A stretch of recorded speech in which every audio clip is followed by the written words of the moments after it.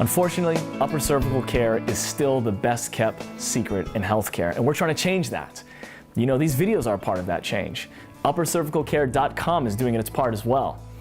But you know, to fully understand why upper cervical care hasn't fully infiltrated society, you've got to understand its history.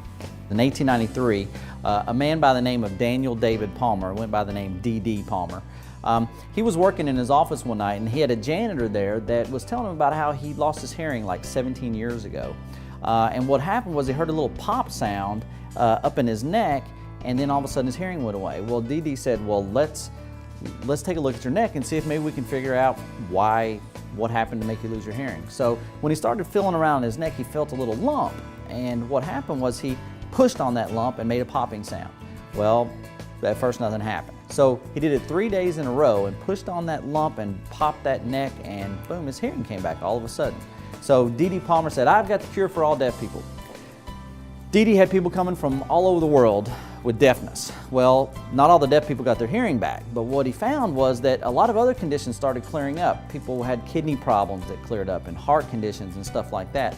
So then his son comes into the picture, B.J. Palmer, who is known as the developer of chiropractic, because he took what D.D. was doing, which was basically pushing up and down 3 times on each side of the spine, any high spot, just pop, pop, pop, pop, popping anything he could pop. And some people got better, some people didn't. B.J. decided, hey, we need to narrow this down. We need to find out why some people are getting better and some people aren't. So in 1935, B.J. started a research center. And he started off with just like what D.D. did, and was adjusting all the way down one side and all the way back down the other side, was pushing all the high spots. And he narrowed it down and did less and less and less, and he found his results got better and better and better. And when it was all done, by the end of his 16 years of research of only the worst of the worst cases, he found that it was one of the top 2 bones in the body, the upper cervical spine, that was the cause of pretty much all of these ailments. So that was in 1951, by the time the research was finished. Well, during that time from 1893 to 1951, there was a lot of people who learned D.D. Palmer's process of adjusting up and down the spine, up and down the spine.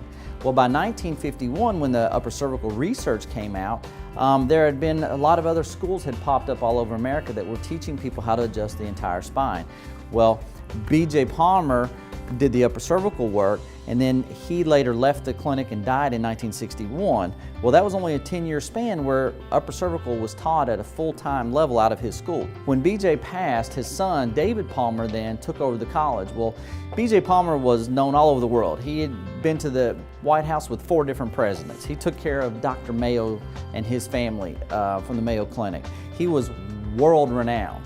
Well, his son David had kind of lived in his shadows, so when B.J. then passed, David Palmer came in and he removed everything that had B.J. on it, removed all the upper cervical stuff, and went back to the full spine model, which is taught in most of the schools across the country today.